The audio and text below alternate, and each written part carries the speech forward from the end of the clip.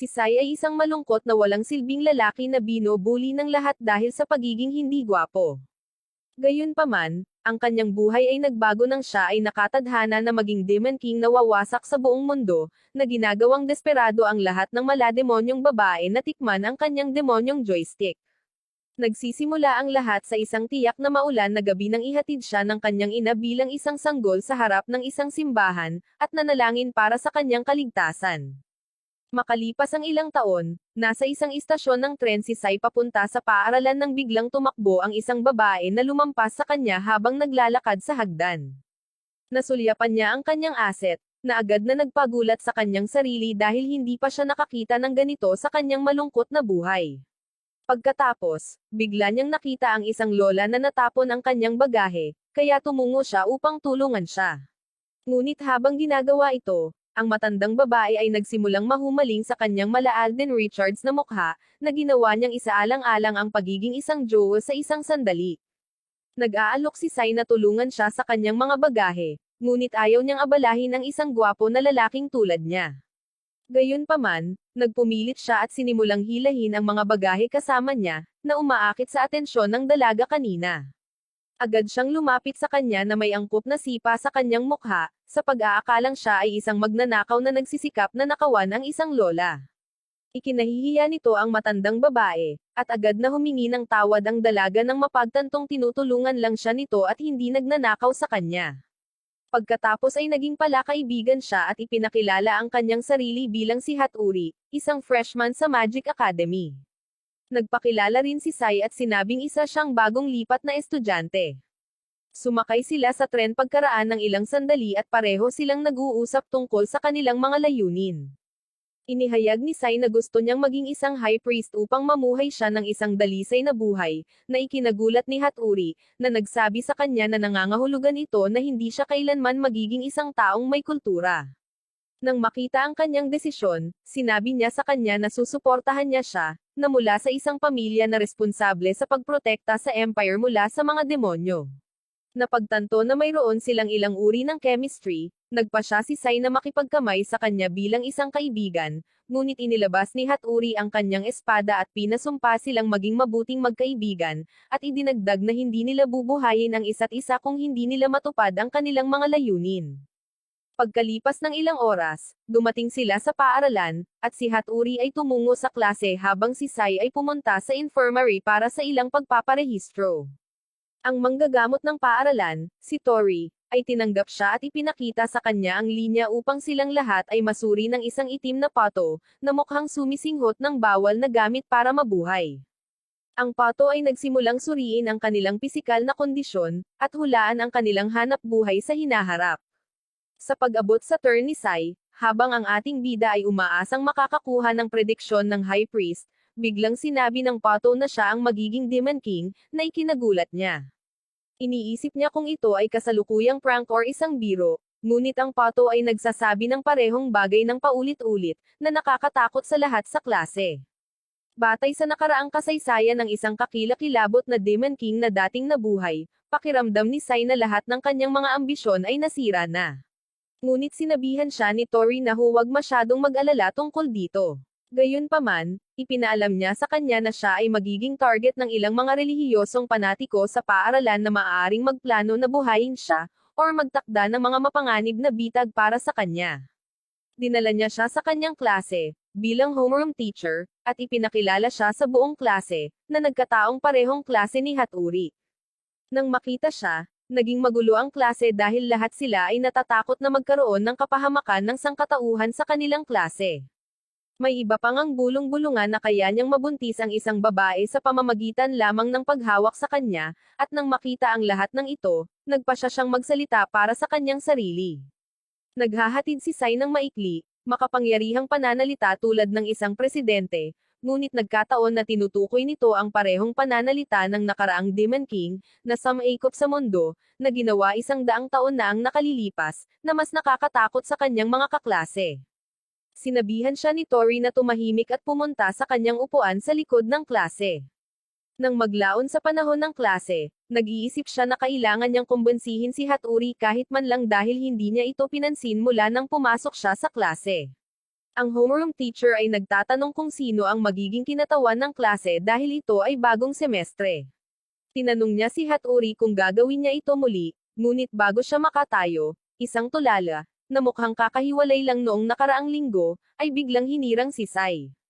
Idinagdag niya na ang pagiging class rep ni Sai, at ang paggawa ng mabubuting gawa para sa paaralan ay ang pinakamahusay na paraan upang patunayan na hindi siya ang Demon King. Halos umabot na sa pagsabog si Hatori sa kanyang galit sa puntong ito, at nang makita ito, mabilis na tumayo si Sai para tumanggi, na nag-aalok sa halip na maging bahagi ng komite ng paglilinis. Habang iniisip niya na ang komite ng paglilinis ay nagsasangkot ng pagwawalis sa sahig at paghuhugas ng pinggan, ang guro ay nalaglag ang kanyang panga sa pagsasabing ang komite ay may pananagutan sa pagprotekta sa mga lihim ng paaralan. Lalong natakot ang silid-aralan, at habang sinusubukang alamin ni Sai kung paano takasan ang gulo na pinasok niya, hinawakan ni Hatori ang kanyang sword stick. Lumapit siya agad, nauutol na parang sisabog na. Ipinaalala niya sa kanya ang tungkol sa kanilang panunumpa, na ikinagulat niya dahil hindi niya masyadong sineseryoso ang bagay na iyon kanina. Nagpatawag siya ng isa pang sword stick, ibinigay ito sa kanya, at hinamon siya sa isang tunggalian. Kung sino ang manalo ay magiging class rep na kinagulat niya. Ang maliit na lalaki ay lumabas upang ipakita ang kanyang suporta kay Sai, na sinasabing nahulog na siya sa kanya at tinanong kung maaari niya itong tawaging daddy dahil gusto niyang hilutin niya ang kanyang likuran. Lalong nagalit si Hatori at naglunsad kaagad ng pag-atake, ngunit nagawa itong iwasan ni Sai. Pagkatapos ng ilang pag-atake, niyakap siya ni Sai mula sa likod. Sinabi niya sa kanya na hindi niya ididiskonekta ang kanyang sandata hanggang sa naresolba ang usapin, na agad na naging sanhi ng pamumula nito nang maramdaman niyang dumampi ang sandata nito sa kanyang likuran. Sinusubukan niyang magsabi ng mga kakaibang mga salita, ngunit napahiya siya nang sumigaw ang ibang mga estudyante na ito ay tipikal na isang Demon King. Itinulak niya siya at muling sinusugod, ngunit agad na hinawakan ni Sai ang espada, na agad na humantong sa isang pagsabog ng enerhiya, na nagdulot ng pagsabog. Ang klase ay naiwan sa isang nakatulala na estado habang si Sai ay nagtataka kung ano ang nangyari. Samantala, ang ilang mga mag-aaral ay nag-uulat ng sitwasyon sa presidente ng Student Council, at siya ay natuwa, umaasa na makita kung ano talaga siya. Pagkatapos nito, ipinagpatuloy ni Meiwa ang pangungulit kay Sai at gustong sumakay sa kanyang joystick, ngunit sinabihan siya ni Sai na huminto at sinabi na para lang ito sa mga babae. Pagkatapos ay sinabi niya kay Meiwa na dalhin siya sa female dorm dahil gusto niyang makita si Hatori, at pagdating doon, kailangan niyang pumuslit sa bintana nito. Samantala, sa kanyang silid, si Hatori ay nagtataka kung paano niya halos makuha ang kanyang puso sa mga sinabi nito at biglang nakatanggap ng katok sa kanyang bintana. Muli siyang nagalit nang makita siya at hinabol siya sa kagubatan.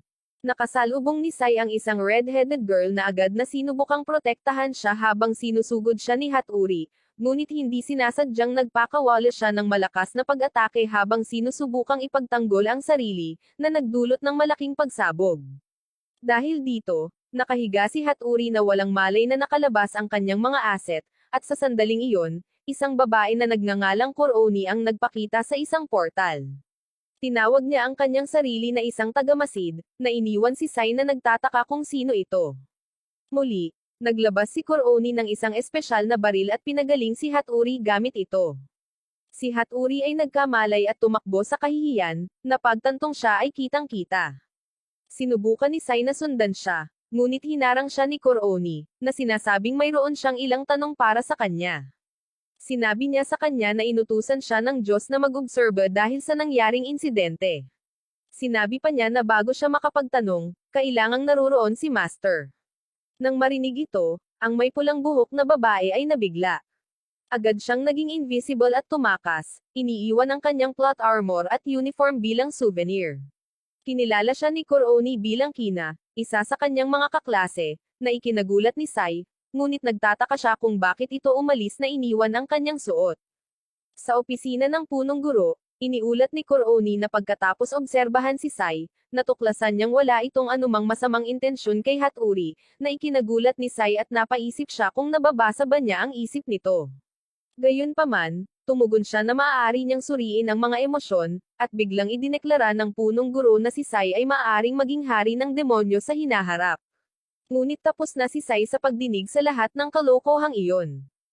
Sinabi pa sa kanya ng punong guro na, upang maiwasan ang walang kabuluhang gulo, kailangan niyang hilingin sa gobyerno na magpadala ng isang tagamasid upang bantayan at protektahan siya, na ikinagulat ni Sai, na napagtanto na ang kanyang buhay sa paaralan ay malapit ng maging mas miserable. Paglabas, sinabihan siya ni Tori na makita ito sa isang magandang liwanag, at tumugon siya na ang tanging nakikita niya ngayon ay ang kanyang mga assets. Pagkatapos ay hiniling niya sa kanya na ikwento ang lahat ng nangyari kanina sa kanya ng pribado sa kanyang opisina. Nagsimula siyang magpaliwanag, na sinasabing inilagay niya ang lahat ng kanyang lakas sa mahabang kahoy na espada, na naging sanhi ng isang malaking masa ng kapangyarihan upang mabuo, na nagresulta sa isang hindi mapigil ang lakas sa buong lugar. Pagkatapos ay sinabi ni Sai na gusto lang niyang gumamit ng kaunting salamangka para ipagtanggol ang sarili, ngunit hindi ito nakontrol. Nang marinig ito, ipinaliwanag ni Tori na ang kanyang kakayahang manipulahin ang mana ay mas malakas kaysa sa kanyang makokontrol. Binanggit niya na wala silang magagawa dahil siya ang hari ng demonyo, ngunit ayaw ni Sai na marinig muli ang kalokohang iyon. Binibigyan siya ni Tori ng pasaporte, or kung ano man iyon, na nagpapahintulot sa kanya na gumawa ng mga telepathy na tawag sa sino mang gusto niya. Bumalik siya sa kanyang silid ng gabing iyon, at nakatayo doon si Koroni kasama niya, hinihiling sa kanya na utusan siya. Sinabi niya sa kanya na huwag mag-alala, humihiling sa kanya na umalis at matulog din. Ngunit habang nakahiga siya sa pagtulog, bigla niyang nakita si Koroni sa tabi niya kasama ang kainahinalang asset nito, na agad siyang hindi naging komportable. Sinabi niya sa kanya na bumangon bago siya hawakan ng kanyang joystick. Kaya, umalis siya sa kama, sinabing sa wardrobe na lang siya matutulog. Gayunpaman, napansin ni Sai na pinapanood siya nito, at nagtanong siya kung anong trip niya. Sinara niya ang closet, ngunit bago niya ito malaman, bumalik siya sa pagsubaybay sa kanya muli. Kinabukasan, papunta sa klase, kasama sina Meiwa at Koroni na sinusundan siya, bigla niyang nakilala si Ito na siyang pinuno ng Girls Storm. Sinabi niya sa kanya na sinabi sa kanya ni Koroni ang tungkol sa lahat ng nangyari noong nakaraang gabi at hinawakan ang kamay nito, sinabing napakagaan ng loob niyang makita siya ng personal. Pagkatapos ay sinabi niya sa kanya na dahil siya ang pinuno, alam din niya kung paano ibigay ito ng napakahusay, at maaari siyang pumunta kahit saan niya gusto. Umalis siya, at naramdaman ni Sai na may isang tao na sa wakas ay naiintindihan ang kanyang mga paghihirap. Makalipas ang ilang oras, pumunta si Sai sa banyo, at sinundan siya ni Koroni, na iniwan ang ibang mga lalaki na hindi sigurado sa laki ng kanilang asset. Samantala, sa banyo, inilabas ni Sai ang telepathy device na ibinigay sa kanya ni Tori at tinawagan si Ito upang sabihin sa kanya na gusto niyang makipag-ayos kay Hatori, ngunit ayaw niyang magdulot ng higit pang gulo sa pamamagitan ng pagpunta sa kanya. Agad na nag-alok si Ito na tumulong at sinabihan siyang pumunta sa likod ng bundok ng mag-isa sa tanghalian, ngunit sinabi niyang hindi ito papayagan ni Koroni. Tinanong ni Sai kung ano ang maaari niyang gawin tungkol sa stalker na iyon, at sinabi sa kanya ni Ito na maaari niyang i-deactivate siya sa pamamagitan ng paghila sa kanyang buntot. Kaya, pagkatapos ng tanghalian, si Sai ay patungo na sa likod ng bundok, ngunit sinusundan pa rin siya ni Koroni, kahit na sinabi niyang gusto niyang mapag-isa. Sa kanilang pagpunta, si Sai ay lihim na tumingin sa kanya sa likod, iniisip kung nasaan ang kanyang buntot. Gayunpaman, nahuli siya nito at tinawag siyang uhaw na talunan dahil sa pagtingin sa kanyang undies. Gayunpaman, habang sinusubukan niyang tumalikod sa kanya, ang kanyang palda ay nahanjinan, na nagpapakita ng maliit na buntot na hinahanap niya. Pagkatapos ay biglang, naramdaman ni Koroni ang isang kakaiba, malakas na mana na nagmumula sa loob ng kagubatan, at habang naghahanda silang lumaban or tumakas, nagpakita ang isang demonyong aso. Agad itong sumugod sa kanila, at mabilis na kinuha ni Koroni ang kanyang baril upang atakihin ito, ngunit ang bala ay nadurog sa mga ngiping bakal nito. Patuloy na hinahangad ng demonyong aso si Koroni, ngunit mabilis siyang iniligtas ni Sai bago siya lumipat sa langit. Pagkatapos, hinawakan niya ang halimaw at hinawakan ito ng mahigpit. Sa kalaunan ay nagpakawala siya ng isang spell at hinampas ito sa halimaw, na ginawa itong isang tuta. Nagtataka si Koroni kung paano niya ginawa iyon, at ipinaliwanag niya na siya kasi ang bida. Nang marinig ito, sinabi sa kanya ni Coroni na walang salamangkero ang nakagawa noon at sinabing i-record niya ito at iuulat ito. Maya-maya, nakarinig sila ng dagandong sa kagubatan, at mukhang si Kina iyon. Sinubukan ni Sai na kausapin siya, ngunit nawala siya muli sa kanyang invisibility skill. Si Coroni, na hindi siya matrace, ay pumunta upang kunin ang kanyang bag, ngunit inilantad lamang nito ang kanyang buntot, na mabilis na hinayla ni Sai, na nag-deactivate sa kanya. Agad na nagpakita si Ito at sinabi sa kanya na hindi na maaalala ni Coroni ang anumang nangyari kapag naon siya muli. Pagkatapos ay sinabi niya sa kanya na tutulungan niya itong makipag-usap kay Haturi para mabigyan niya ito ng kaliwanagan, na ikinatuwa ni Sai. Bago siya umalis, iminumungkahi ni Ito na sumali siya sa komite ng pagdidisiplina, at malugod siyang sumang-ayon dahil hindi ito tulad ng basura na naisip niya sa komite ng paglilinis kanina. Sa sandaling iyon, binibigyan niya ito ng mahiwagang gamot, na sinasabi niyang makakatulong sa kanila ni Haturi na maunawaan ang nararamdaman ng isa't isa at paputukan ito sa kanilang katawan. Si Sai ay medyo hindi sigurado tungkol dito dahil alam niya kung ano ang maaaring gawin ng baril sa isang Ginoo, ngunit sinabi niyang itatago niya ito kung sakaling kailanganin niya ito. Pagkaraan, muling isinaaktibo ni Sai si Coroni, at hindi niya napansin na may nangyari, dahil sa tingin niya ay tumitingin muli ang ating bida sa kanyang Andes. Sa sandaling iyon, biglang napansin ni Sai ang hairpin na minsang ibinigay niya sa isang babae noong bata pa siya kasama si Kina, at agad niya itong hinabol, iniisip kung siya ba ang babaeng iyon. Hindi sinasadyang nabangga niya ito, at nahulog ito sa kanya ng walang damit, na nakakahiya sa kanya. Gayunpaman, tumanggi siyang bumangon mula sa kanya dahil ayaw niyang makita nito ang kanyang eksklusibong nilalaman, na ginawa itong maling interpretasyon ni Coroni bilang muling pagwawalang galang ni Sai sa babae. Nagbanta siyang isusumbong siya, at bumaling ito kay Kina para sabihin sa kanya na wala siyang kasalanan, ngunit pumayag siyang gawin iyon kung pipiliin niyang maging kaibigan niya, ngunit may mga benepisyo, na ikinagulat niya. Samantala, pabalik sa dorm ng mga babae, tinawagan ni Ito si Haturi upang ipaalam sa kanya ang tungkol kay Sai, ngunit nagsinungaling siya tungkol sa kung paano sila nagbanta na mamagitan para sa kanya. Nagalit si Haturi dito at sinabi kay Ito na aayusin niya ito minsan at para sa lahat. Pagkatapos ng tawag, naging mapang-uyam si Ito, dahil ito ang plano niya sa lahat ng panahon na gawin ang magiging hari ng demonyo na maging errand boy niya. Naalala tuloy ni Ito noong siya ay nagkaroon ng magandang relasyon sa kanyang nakatatandang kapatid noong bata pa siya. Gayunpaman, napaslang ang kanyang kapatid sa labanan, at kinailangan niyang pumasok bilang head upang pasanin ang mga responsibilidad ng kanyang pamilya.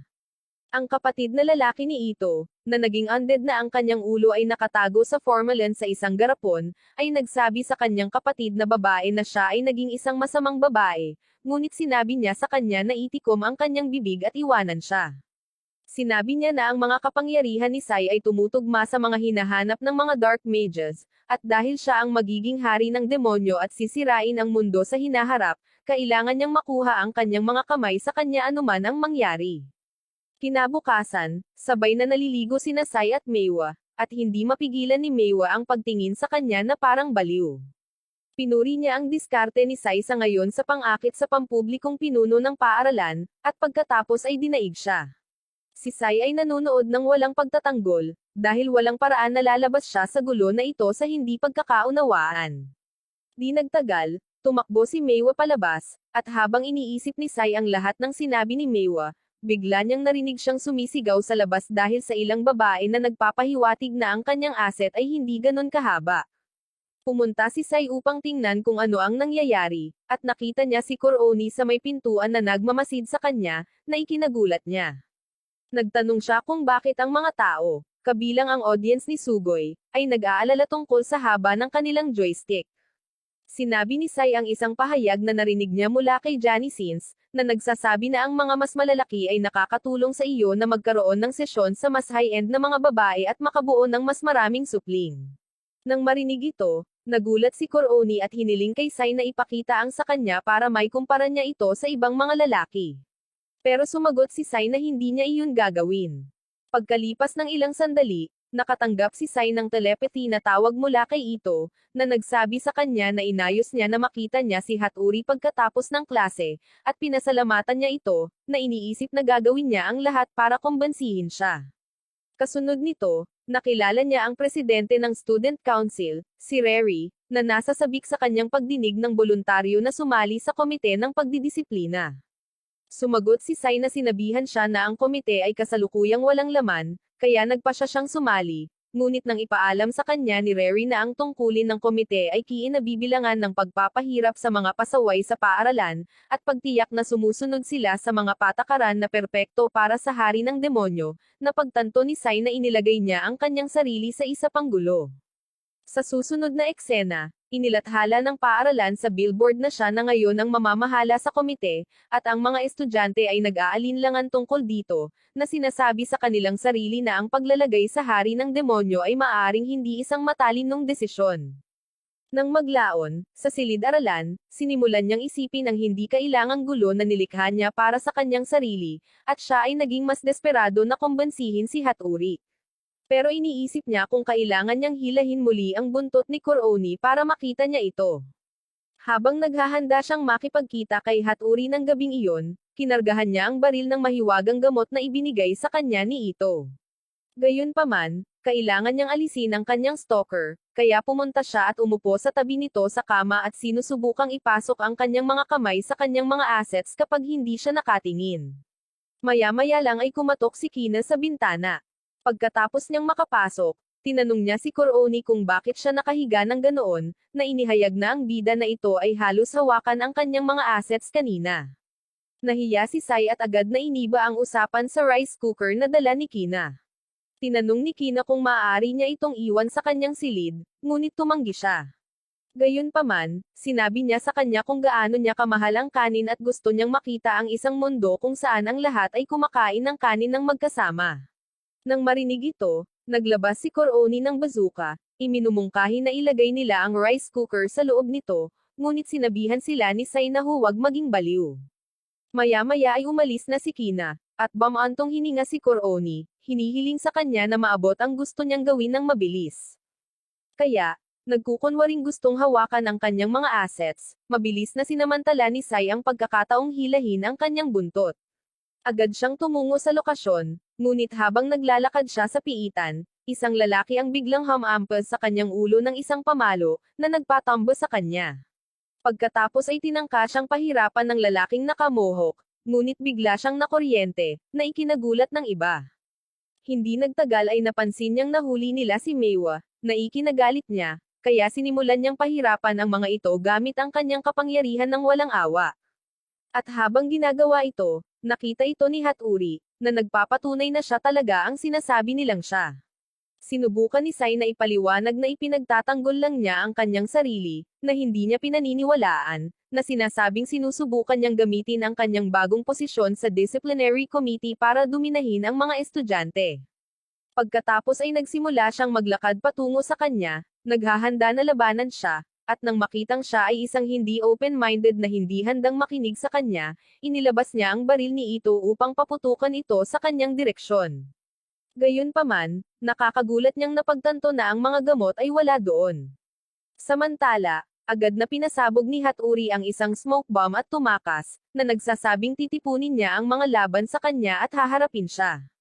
Samantala, si Ito, na nanunood mula sa kanyang silid sa pamamagitan ng bowl ang kristal, ay nagulat sa nangyari at nagtataka kung paano nawala ang gamot.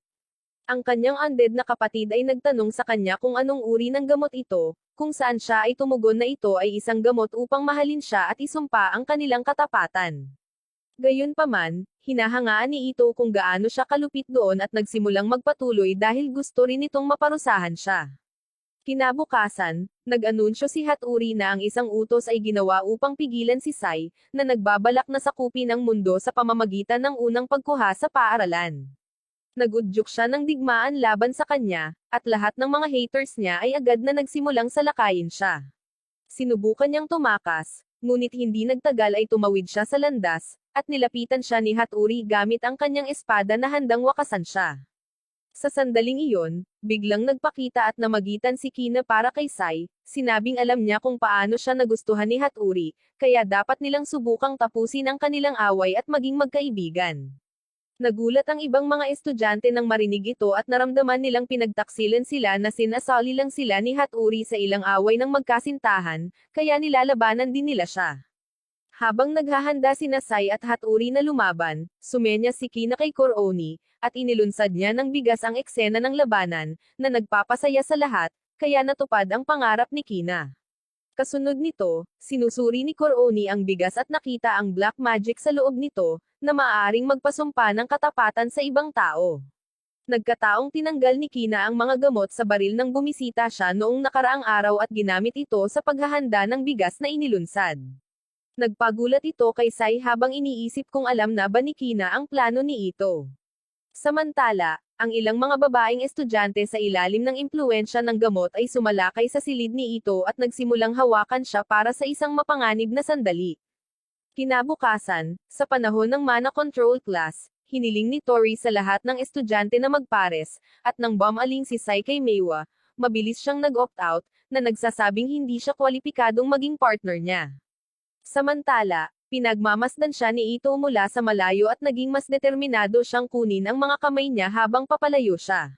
Pagkatapos, nilapitan ni Hatori si Sai, sinabing hiniling siya ng guro na maging kaparehan niya, na ikinatuwa niya dahil sa una ay akala niya ay itatapon siya sa pangalawang pagkakataon.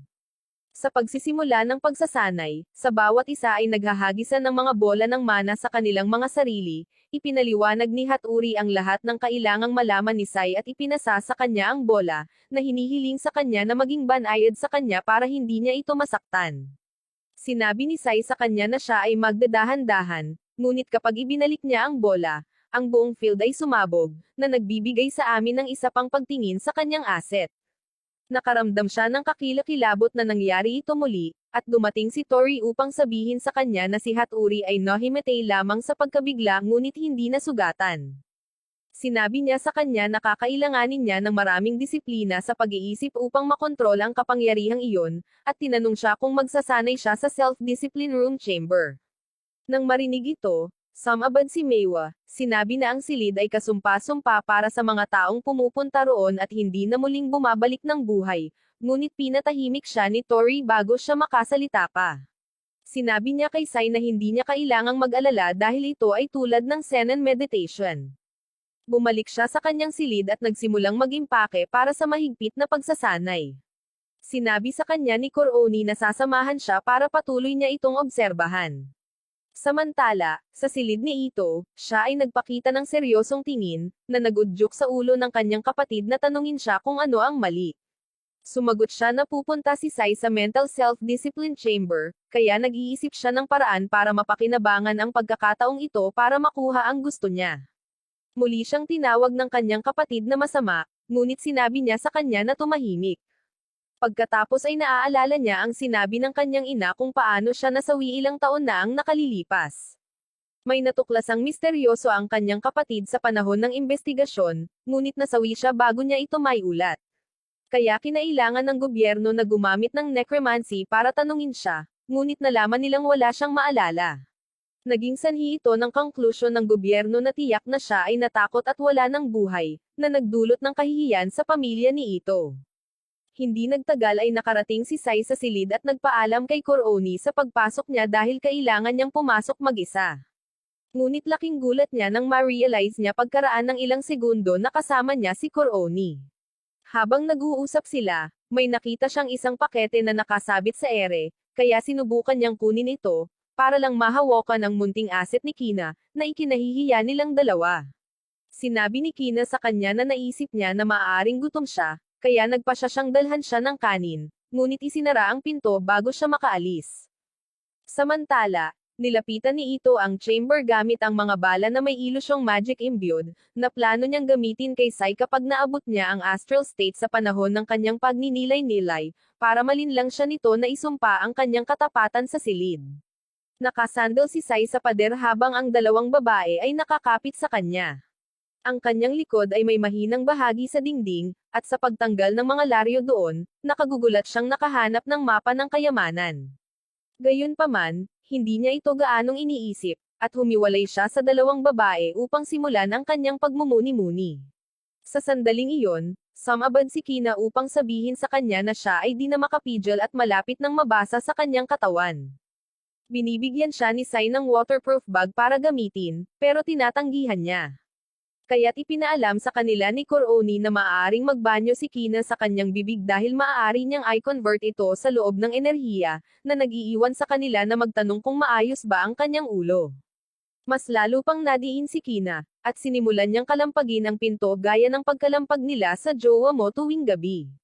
Mula sa labas, iniisip ni Ito kung si Saiba ay hindi na matatag sa pag-iisip at hindi na ito makayanan. Nangangatuwiran siya na ito ay mas nakakabuti pa, kaya binuksan niya ang pinto, umaasang sumunod kaagad sa katapatan nito. Ngunit laking gulat niya nang isang halos walang damit na babae ang tumakbo, na parang hindi na niya kinaya ang puwersa nito. Gayunpaman, nakita niya ang mapa ng kayamanan at kinuha ito. Nagulat siya nang makita niya ang nilalaman nito at sinabihan si Sai na aalis siya dala ito. Ibinalik niya ito sa kanyang kapatid upang tanungin siya tungkol dito dahil ito ang kanyang sinulat, ngunit sinabi nito sa kanya na wala siyang maalala. Kinabukasan, nanatiling balisa si Ito tungkol sa mapa habang iniisip niya kung nagsisinungaling ang kanyang kapatid or hindi. Pagkatapos, isang kakaibang babae ang lumapit sa kanya upang makiramay sa kanya na hindi niya magawang maging kanyang kampan ang Demon King, na kinagulat niya. Nagtataka si Ito kung sino siya, naghihinala na hindi siya estudyante, ngunit ang sagot ng dalaga ay may permiso siyang pumasok sa paaralan bago lumakad palayo. Sa sandaling iyon, bigla siyang nakarinig ng kaguluhan na nangyayari, at nang pumunta siya upang suriin ito, nakita niya ang mismong mapa na kinuha niya, na ipinakita sa screen. Mabilis siyang bumalik sa kanyang silid at napagtanto na wala na ang mapa kung saan niya ito inilagay. Sa parehong oras, nalaman ni Sai at Koroni na ang mapa ay naipakita sa buong paaralan, at agad silang naghinala na si Ito ang gumawa nito. Samantala, ang Student Council ay nagpupulong tungkol dito, at kinilala nila ang minarkahang lugar sa mapa bilang ang lugar na inabandona sa nakaraang Great War. Kinalaunan ay inakusahan ni Ito si Sai na gumawa ng kalokohang ito upang ang mga estudyante ay makontrol ng kasakiman sa pangangaso ng mga kayamanan. Itinoon ni Koroni ang kanilang atensyon sa salarin na nagdidikit ng mga kopya ng mapa sa paligid ng paaralan, ito ay walang iba kundi si Kina. Tinanong ni Ito kung ano sa tingin niya ang ginagawa niya, at sumagot siya na binibigyan lang niya ang mga mag-aaral ng kinakailangang impormasyon para makapagsimula silang manghuli ng mga kayamanan.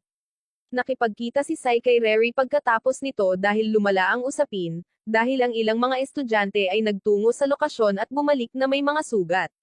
Sinabihan siya ni Reri na magbigay ng anunsyo para sa babala ng komite ng pagdidisiplina laban sa sinumang mag-aaral na manghuli ng kayamanan, or sila ay parurusahan. Agad silang tumawag ng emergency meeting, at humakbang si Sai sa harap ng paaralan upang bigyan ng babala ang sinumang mag-aaral na manghuli ng mga kayamanan. Ngunit isang lalaki mula sa karamihan ang nagsabi sa kanya na tumahimik, dahil alam nilang lahat na si Kina, na nagpo-post ng mga mapa sa lahat ng dako, ay nagtatrabaho para sa kanya. Nagsisimula silang magbo at maghagis ng mga bagay sa kanya. Tapos yung greenhead girl kanina ay sinusugod agad siya na tila bihasa sa martial arts technique. Hinawakan niya ang kanyang leeg at sinabi sa kanya na ipahayag ang kanyang pagtanggap na pumunta at suriin ang lokasyon mismo, upang patunayan na hindi niya itinakda ang lahat.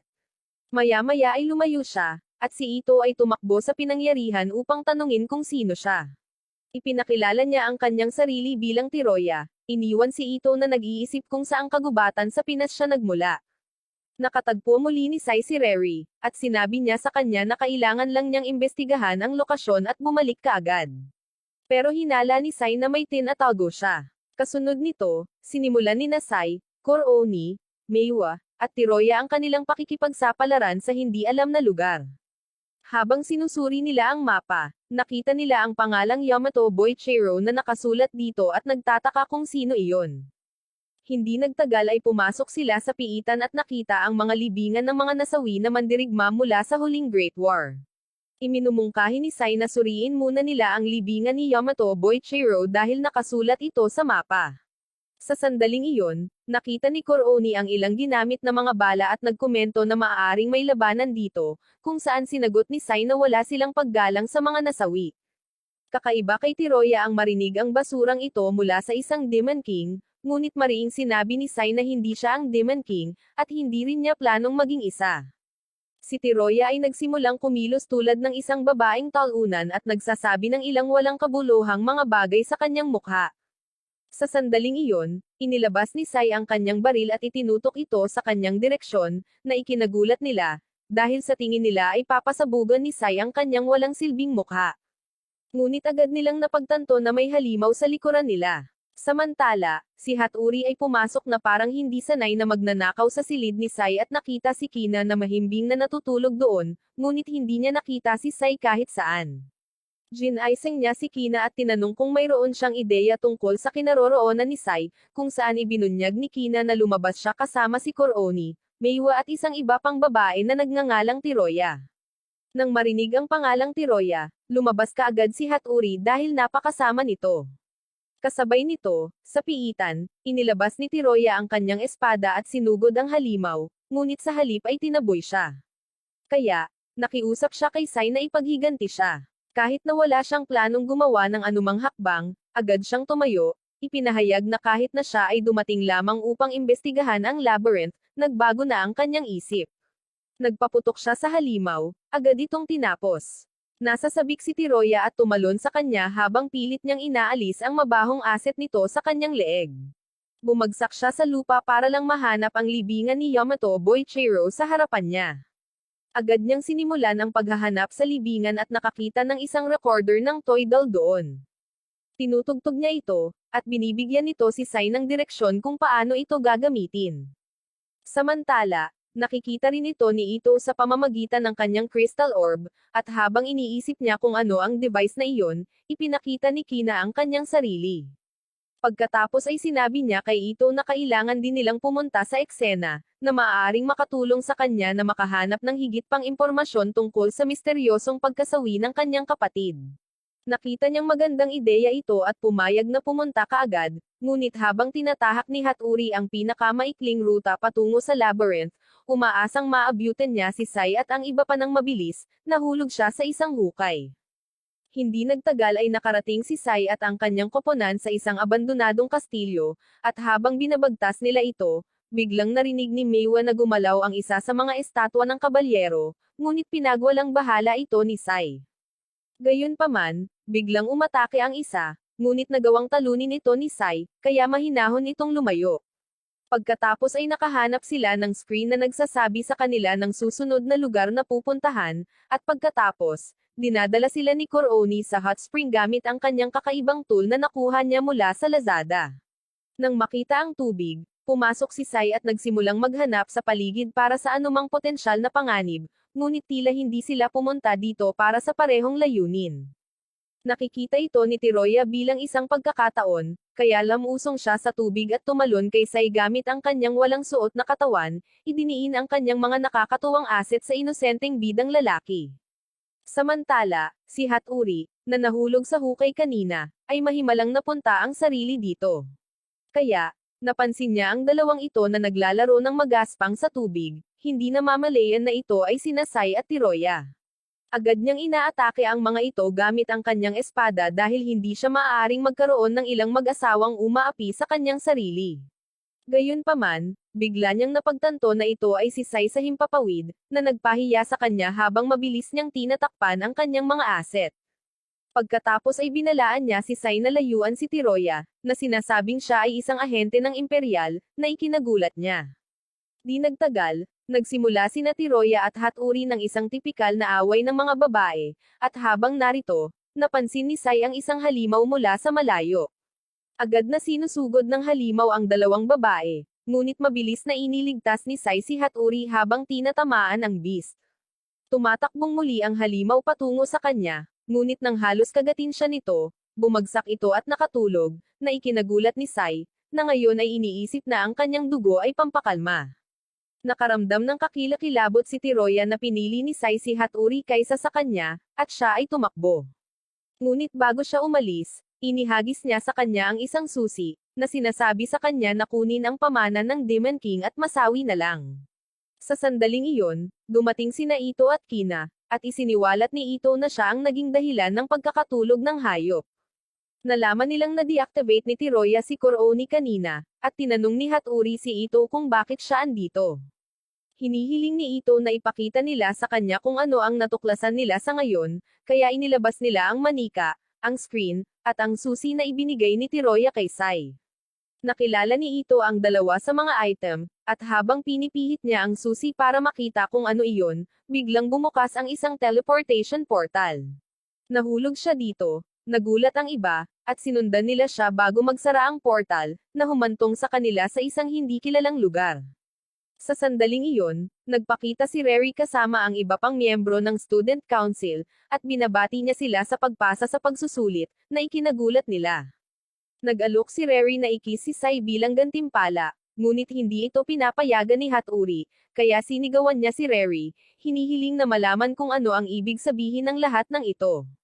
Gayunpaman, sa sandaling iyon, nagsimulang tumakbo si Ito patungo sa higanteng istruktura ng gusali sa harap nila, na agad na nag-aalerto kay Rary. Agad na sinubukan ni Sai na sundan siya, ngunit hinarang siya ni Rary, na sinasabing ito ay mapanganib. Inihayag niya na sila ay nasa pinakamababang antas, na dating base ng Demon King. Sa loob, hindi sila dapat makipag-ugnayan dito. Hindi nagtagal ay nakarating si Ito sa base at ipinasok ang susi sa selyo.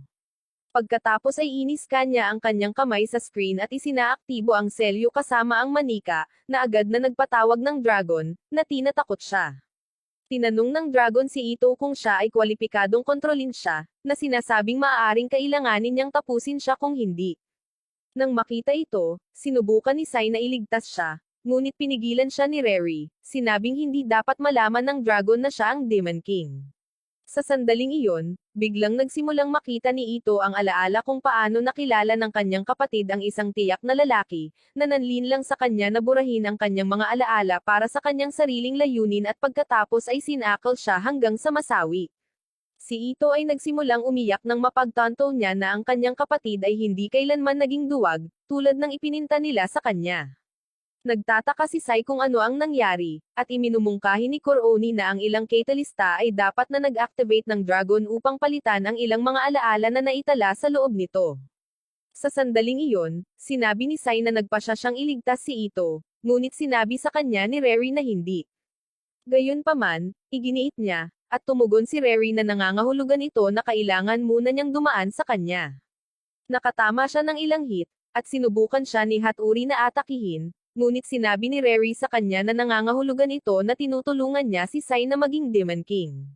Sumagot si Hatori na nakapagdesisyon na siya, at kung dumating ang panahong iyon na magiging totoong Demon King si Sai, tatapusin niya ito gamit ang sarili niyang mga kamay. Gayunpaman, pinatahimik siya ni Sai bago niya simulan ang pag-iisip na iyon ay ilang kabayanihan na pahayag, na nagsasabing hindi siya magiging Demon King at gusto lang niyang iligtas si Ito. Pinilit niyang lumabas at tumungo sa dragon. Iniligtas niya siya at pinasuko ang dragon sa proseso. Ang dragon, na humanga na siya ay malakas, ay nagtanong sa kanya ng kanyang pangalan, at pagkatapos sabihin ito sa kanya ni Sai, ipinakilala ng dragon ang kanyang sarili bilang Pitong. Sinabi sa kanya ni Sai na mayroon siyang isang kakilakilabot na pangalan. Sumagot ang dragon na maaari niyang baguhin ito kung gusto niya. Sinimulan itong isaalang-alang ng ating bida. Ngunit biglang dumating si Ito upang kaladkarin siya palayo, at sa pag-alis niya, hinatak siya ni Rary at Kinas. Makalipas ang ilang araw, nakipagpulong si Kurooni sa isang grupo ng mga talunan sa gobyerno, na nagpasya na samantalahin ang pagkahumaling ni Sai sa mga assets, kaya binigyan nila siya ng isang misyon sa kanya. Gayunpaman, mayroong isang kondisyon, kung siya ay mabaigo, siya ay kailangang tanggalin sa kanyang tungkulin. Kinabukasan sa beach, nakita ni Sai ang likuran ni Kina at napahiya siya. Ngunit nang tawagan siya nito tungkol dito, sinabi ni Sai sa kanya na wala siyang apil na ibaling ang kanyang maliit na joystick sa kanya dahil mukhang kakatapos lang niya. Sinabi niya sa kanya na nangangahulugan ito na mayroon pa siyang pagkakataon na lumaki, ngunit tumugon siya na medyo malabong mangyari, kung iisipin kung gaano kabagal ang pag-unlad ng kanyang utak. Sa sandaling iyon, naramdaman ni Sai ang ilang malalambot na asset na dumidiin sa kanya, na ikinahihiya niya, ngunit nagkunwari siyang hindi natitinag, na sinasabing hindi siya sigurado na makakakuha ng gatas sa mga asset na iyon. Ang babae ay agad namang tinanggal ang kanyang swimsuit para ipakita sa kanya ang tunay na laki nito na halos sumire sa utak niya. Siya ay nangangatuwiran na siya ay kumikilos ng kakaiba kamakailan lamang, dahil halos mahawakan niya ang kanyang asset ilang araw bago, nagmamakaawa na ibigay sa kanya ang kanyang mahiwagang joystick. Gayunpaman, kinabukasan pagkatapos noon, halos wala na siyang silbi sa kanyang pabrika ng paggawa ng bata dahil hindi niya ito ibinigay sa kanya noong nakaraang gabi. Pagkatapos, ipinagpatuloy niya ang pag-istorbo sa kanya para sa pagbuo ng balangkas, ngunit ang ating bida ay isang marangal na alpha male na hindi sasamantalahin ang mga uhaw na babae. Kinailangan pa niyang tumakas sa kinaroroonan ng dragon, ngunit sinundan siya ng makulit na babae doon dahil gusto nito ang kanyang joystick. Tinanong niya ito kung gusto niya si Kina, at sinabing gusto niyang malaman ang totoong nararamdaman nito. Nagtataka si Sai kung bakit gusto niyang malaman, at sumagot siya na gusto niyang bigyang kasiyahan ang kanyang mga malikot na kaisipan. Bumalik sa kasalukuyan, pinilit siya ni Kuroni na hawakan ang kanyang mga asset, at nang magselos si Hatori, inilagay niya ang kamay nito para hawakan siya ng napaka-perpekto, na nagpahiya kay Hatori na tumugon siya ng isang hampas ng espada sa ulo ni Sai. Pagkatapos, sinabi ni Sai kay Kuroni na humingi ng paumanhin para sa gulo na naidulot niya, at sinabi ni Kuroni kay Hatori na gusto lang niyang tiyakin na natututo siya sa paraan ng kultura. Pagkatapos ay idinagdag niya na si Hatori ay dapat na isang baguhan, nakikita na siya ay madaling nabigla. Kaya, sinabi niya sa kanya na tuturuan siya ni Sai na maging makulit para magawa niya ang kanyang unang matagumpay na sesyon. Pagkatapos, narinig ni Sai ang pinag-uusapan ng estudyante kung paano nananatiling malambot ang kanyang joystick kahit nahawakan niya ang asset ng babae, kaya iniisip nilang lalaki ang gusto niya. Pumunta siya upang ipaliwanag ang kanyang sarili, ngunit ang lahat ay hindi nakikinig. Kasunod nito, inanyayahan ni Sai si Hatori na lumangoy kasama niya, na sinamahan din ni Kina. Samantala, sa kanilang oras ng kasiyahan, nakahanap si Kina ng isang sea cucumber at nagsimulang kumawag-kawag hanggang sa maabot nito ang kaibuturan nito, na naglabas ng ilang puting cream na nag-iwan kay Hatori na natakot at hindi makagalaw. Maya-maya, habang nag-uusap sina Sai at Hatori, na halos hindi mapakali si Hatori, biglang ibinaba ni Kuroni ang kanyang swimsuit. Nahiya si Hatori at agad na lumangoy palayo. Pagkatapos, galit na tinanong siya ni Sai kung para saan iyon, at sumagot siya na naisip niyang itakda siya sa mod, ngunit mas nagalit ito at sinabihan siyang manatili sa kanyang posisyon bilang isang tagamasid at itigil ang panggugulo sa kanya at sa mga nakapaligid sa kanya. Siya ay naging balisa at umalis. Kinagabihan, pabalik mula sa dalampasigan, naramdaman ni Sai na pinagmamasdan siya, ngunit hindi niya alam kung kanino. Pagkatapos, nakita niyang papunta si Meiwa na hindi alam kung saan, at tinanong niya ito kung saan siya pupunta. Sinabi sa kanya ni Meiwa na ito ang kanyang bayan, kaya gusto niyang bisitahin ang kanyang pamilya. Idinagdag niya na mayroong isang alamat tungkol sa Demon King sa islang ito, na nag-udyok kay Sai na tanungin kung tungkol saan ito. Ibinunyag ni Meiwa na ang dahilan kung bakit noong una ay ayaw nila siyang pumunta sa Seaside School ay dahil sinasabi ng alamat na kapag nabuhay ang Demon King, isang halimaw ang lalabas mula sa gitna ng dagat, ngunit isang bayani ang darating upang pigilan ito. Pagkatapos ay sinabi niya na sinasabi rin na ang parehong bayani na ito ang tatalo sa Demon King. Iniisip ni Sai na lahat ito ay kalokohan mula noong umiral ang Demon King 100 taon na ang nakakaraan, at ito ay tiyak na ginawa lamang ng mga walang pag-asa na mga tao sa isla na naghahanap ng isang bagay na pagtitiwalaan. Makalipas ang ilang oras, lumabas siya ng party para imbestigahan kung sino ang maaaring sumusunod sa kanya. Habang papalabas siya, sinalubong siya ni Kuroni para sabihin sa kanya ang parehong bagay. Sinabi niya sa kanya na gusto niyang sundan ang especially iya, at agad na inilabas ni Kuroni ang isang mana detection device. Samantala, nakipagkita ang purple-haired witch sa dragon para sabihin sa kanya kung paano niya planong sakupin ang mundo kasama si Sai, na nagpapasaya sa kanya dahil medyo dismayado siya na hindi ambisyoso ang kanyang amo. Sa sandaling iyon, nagpapakita na ipaalam ni Reri kay Ito na si Kuroni ay inatasan ng Matrix na akitin si Sai, na ikinagulat niya. Pagkatapos ay sinabi ni Rary na siya ay makikisali mula ngayon at gagawin ang lahat ng kanyang makakaya upang talunin ang Matrix, lalo na ang Ministry of Magical Intelligence. Simo 8. Sumagot si Ito na nangangahulugan ito na magiging kaaway niya siya, at tumugon si Rary na pababagsakin niya ang lahat ng sumusubok na gamitin si Sai bilang tool.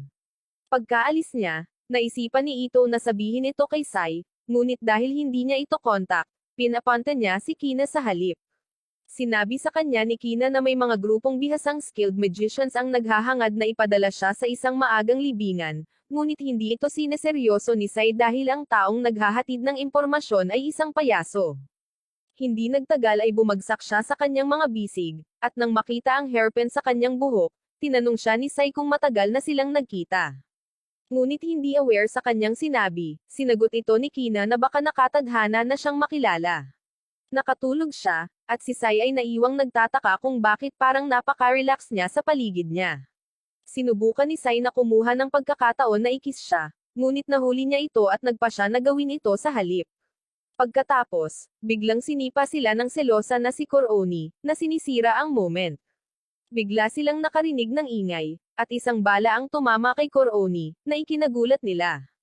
Isang mabilis na diversion, ilang buwan na ang nakalipas, nagpunta si Meiwa para sa parehong pagsusuri gamit ang Doc Smoke ang pipe, at sinabihan siya na siya ang magiging bayani. Gayunpaman, pinatunayan ni Tori na ito ay dapat nakasinungalingan. Bumalik sa sandaling iyon, bumagsak si Koroni sa lupa, at habang sinusubukan siyang tulungan ni Sai, bigla niyang tinanong kung ano ang tingin niya kay Kina. Nagtataka siya kung bakit niya ito tinatanong sa sitwasyong ito, at sinabi nito sa kanya na mahalaga ito.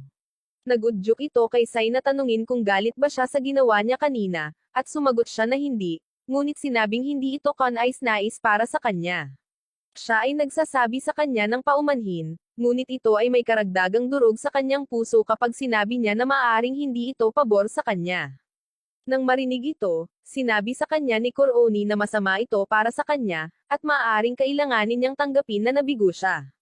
Lumingon siya sa kanya at sinabing ito na ang huling pagkakataong makikita niya siya, kaya nagpaalam siya at umalis sa isang portal, na ikinagulat ni Sai dahil siya ay walang kaalam-alam gaya mo sa isang calculus class. Samantala, pagkatapos niyang umalis ay naalala ng babae na ito ang ibang bahagi ng impormasyong hiniling sa kanya ni Ito na ipasa. Ipinaalam ni Ito kay Kina na si Koroni ay binigyan ng misyon na akitin si Sai, at sa paghusga sa kanyang mukha na parang dinaliligo, nag-alinlangan siyang magtatagumpay si Koroni, na haantong sa kanyang pagkakatanggal sa trabaho bilang isang tagamasid. Pagkarinig nito, naalala niyang sinabi ni Koroni na tinanggap niya ang kanyang pagkabigo. Sa kabilang panig ng isla, nakipagkita si Meiwa sa kanyang kapatid na babae, ngunit habang nag-uusap sila, narinig niya ang ilang taga-nayo na bumisita sa kanyang mga magulang na tinutuya siya, at sinasabing nagdududa sila na magiging matagumpay siyang bayani. Nang marinig niya ito, nalungkot siya at agad na umalis bago niya kinagat ang kanyang dila sa kaluwalhatian. Kinaumagahan, ang kanyang kapatid na babae, si Yok Iko, ay bumisita sa dorm upang tanungin si Sai kung siya ang Demon King, ngunit itinanggi niya ito, at sinabing iyon lang ang tawag sa kanya ng mga tao. Pagkatapos ay tinanong niya ito kung ang kanyang kapatid ang bayani, ngunit walang kaalam-alam na sumagot si Sai na hindi siya sigurado na gusto rin ni Meiwa na maging iyon. Umiyak ang batang babae at tumakbo sa pagkadismaya, kasama ang kanyang kapatid na sinusundan din siya. Nang makita ito, sinundan kaagad sila ni Kina, habang sinisisi ni Haturi si Sai sa pagiging isang kasuklam-suklam na lalaki sa pamamagitan ng pagtanggi sa batang babae sa gusto niyang marinig. Habang hinahanap ni Meiwa ang kanyang kapatid na babae, sinalubong siya ni Kina sa tabi ng lawa, at sinimulan niyang sabihin sa kanya ang alamat tungkol sa lawa. Bigla silang nakarinig ng ingay, at ipinaliwanag niya ang isang fenomenon na hindi mo mahahanap sa anumang aklat-aralin sa heograpiya. Sinabi rin niya kay Kina na ang marka ng bayani ay nasa ilalim ng lawa at ipinaliwanag pa na ang marka ng bayani ay isang maliit na espada lamang na nakaipit sa malaking bato sa lawa, na matatanggal lamang ng bayani. Idinagdag ni Meiwa na sinabi ng kanyang lolo ang lahat ng ito, kaya tiyak na walang silbi ito, kung isasaalang-alang na ang dapat na bayani ay isang kalokohan lamang. Maya-maya pa, Nakarinig sila ng isa pang ingay, na kinikilala ni Kina bilang tunog ng isang lalaki na lalabas na, at agad silang tumungo upang tingnan kung ano ang nandoon. Nakatagpo nga sila ng isang lalaki na baliw na umaasal na parang hindi pa siya nakalaya sa loob ng 15 taon. Nagpatawag siya ng isang halimaw na si Cucumber, ang kaparehong hinawakan ni Kina mula kanina, na ikinagulat niya. Sa sandaling iyon, nakita nila si Yukiko na malapit sa lalaking naging berserk, at sa sandaling tumugon siya, sinimulan niyang gawin ang mga malikot na bagay sa kanya. Nang makita ito, agad na nagmagic si Meiwa para iligtas siya, ngunit agad itong naabsorb. Sinabi sa kanya ng kontrabida na ang halimaw ay isang hayop na nagpapatuyo ng tao, kaya hindi maaaring gumana ang kanyang mahika dito. Samantala, pumuslit si Kina sa likod niya gamit ang kanyang invisibility skill, ngunit nahuli niya siya at pinalaya si Yukiko. Habang tumatakbo si Yukiko, sinabi niya sa lalaki na matatalo siya ng kanyang kapatid, ang bayani. Nang marinig ito, nagpa siya siyang ipakita sa kanya na ang inaakalang bayani ay walang silbi gaya ng ibang mga bayani. Kinagabihan, nakatagpo ni Nasai at Haturi ang lalaki, na tinatawag ang kanyang sarili na Mr. X, at nang makita siya, agad na napagtanto ni Sai na siya ang nag-espiya sa kanya.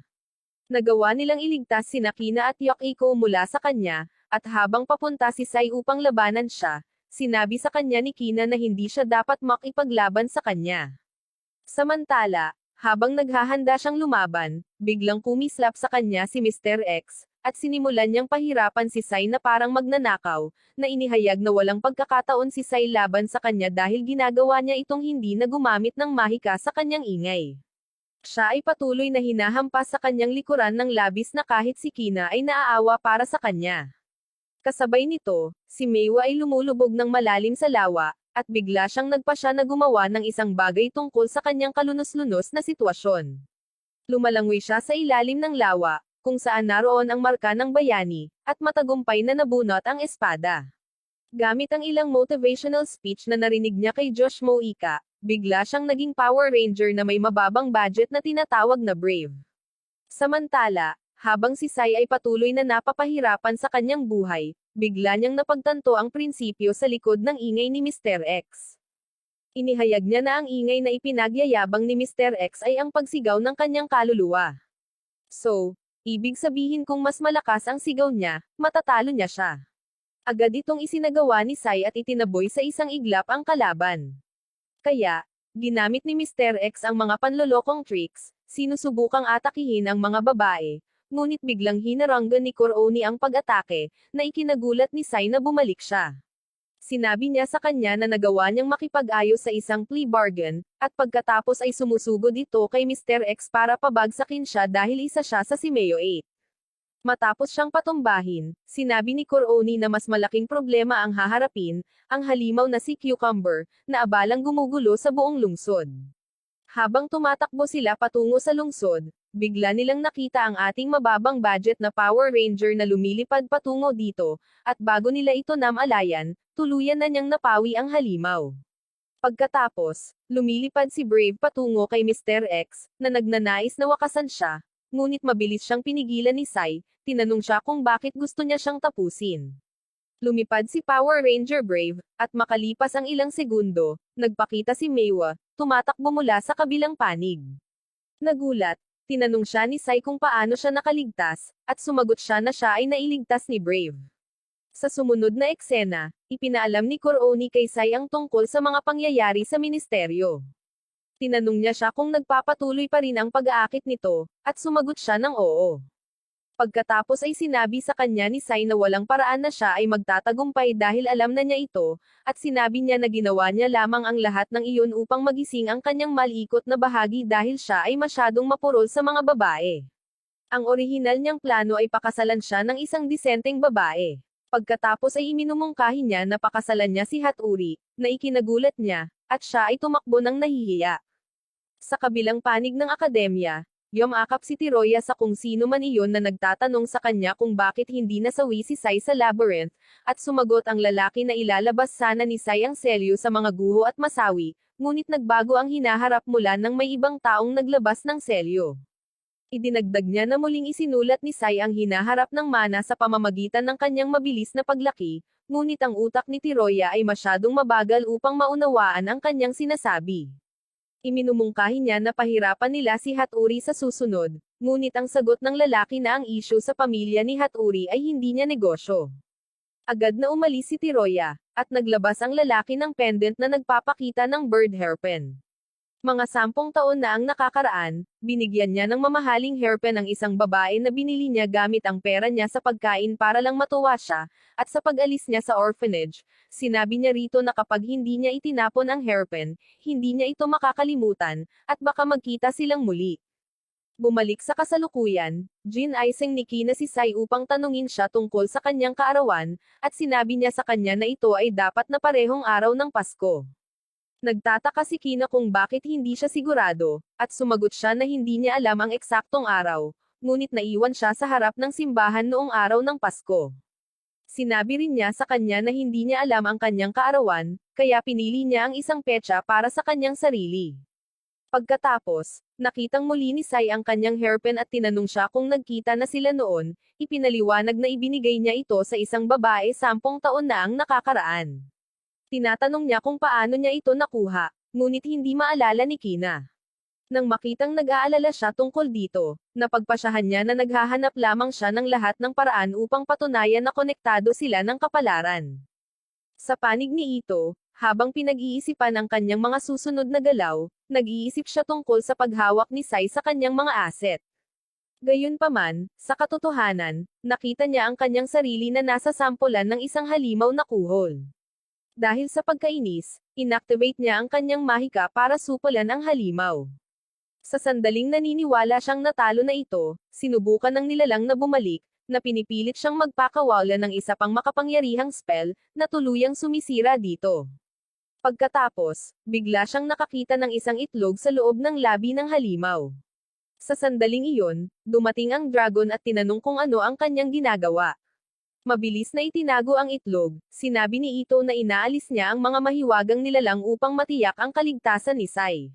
Lumalabas na ang bilang ng mga mahiwagang hayop ay dumarami mula nang magising si Sai bilang Demon King. Samantala, sina Sai at Meiwa ay nanunood ng Power Rangers sa TV, kasama si Meiwa na masigasig na nagpapatingkad sa bagong bayani kasi kung hindi niya gagawin, walang ibang makakaalam. Sa kabilang banda, si Kina ay walang pag-iisip na lumalamon ng mangkok ng kanin na parang matako mula sa iyong bayan.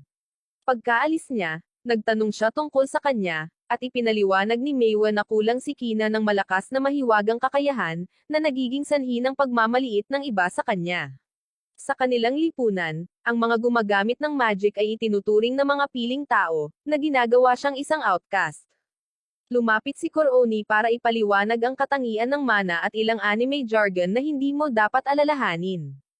Determinado na baguhin ang mundo, ginawa ni Sai ang kanyang misyon na tulungan si Kina na patunayan ang kanyang halaga. Nang nilapitan niya siya sa ibang pagkakataon, inanyayahan siya sa klase, hindi niya inaasahang tinanggal niya ang kanyang mga damit at lumipad gamit ang kanyang invisibility skill, na iniwan si Sai na nakatulala habang hinahabol siya na parang walang isip na talunan. Sa pagbabalik, itinuro ni Koroni na ang pakikasama ni Sai kay Kina ay nasira din ang kanyang sariling reputasyon, dahil ang pagiging kaalyado ng Demon King ay may sariling mantsa. Mamaya sa cafeteria, ipinaalam ni Sai kay Kina na plano niyang putulin ang relasyon sa kanya. Gayunpaman, ganap niyang na-misinterpret ng kanyang mga salita, kumbinsido siya na sinusubukan niyang protektahan siya. Kaagad niyang binigay sa kanya ang mahigpit na yakap bago lumipad muli. Si Hatori ay nanonood, nakakaramdam ng paninibugho gaya ng dati, ngunit nang mahuli siya ni Sai na nakatitig, mabilis siyang tumugon sa isang awkward wave.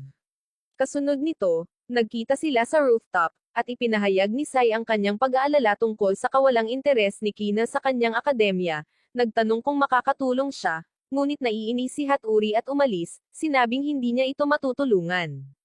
Gayunpaman, sa lalong madaling panahon ay pinagsisihan niya ang kanyang tugon. Samantala, sa silid ni Ito, maingat niyang inaalagaan ang isang itlog, umaasang mapisa ito at maging isang magic beast para kay Sai. Dahil sa pagod, nakatulog siya, na nagbibigay kay Kina ng perpektong pagkakataon na agawin ang itlog para sa sarili niyang katawa-tawang plano. Sa halip na igalang ang layunin nito, dinadala niya ito sa kanyang mga kaibigan sa susunod na araw, at iminumungkahi nilang gumawa sila ng ilang mga omelet dahil ito ay sapat na malaki upang ilibat. Nang hawakan ni Sai ang itlog, bigla itong lumaki at bumukas, na nagpapakita ng kakaibang halimaw na manok na may dalawang ulo. Halos agad-agad, nag-aalburuto ito, inaatake ang lahat ng nakikita. Sinubukan ni Sai na pigilan ito, ngunit ang kanyang mga pagsisikap ay halos hindi gumana. Habang nagmamadali siyang protektahan si Kina, napagtanto niyang nagsimula ang buong gulo dahil sa kanyang walang ingat na mga gawain. Sa sandaling iyon, dumating si Ito, na inihayag na siya ang nag-alaga sa nilalang at kayang kontrolin ito.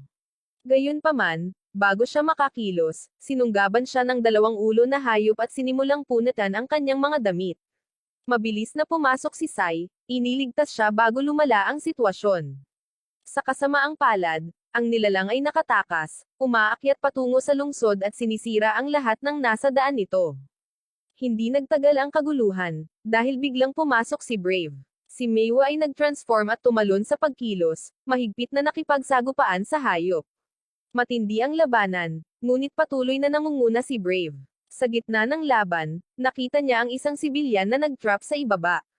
Mabilis siyang nagmadali upang bigyan ng katiyakan ang mga ito, ngunit nalaman na ito ay isang babae na, sa isang nakakagulat na turn, kinas siya bilang tanda ng pasasalamat at hiniling sa kanya na ilihim ito.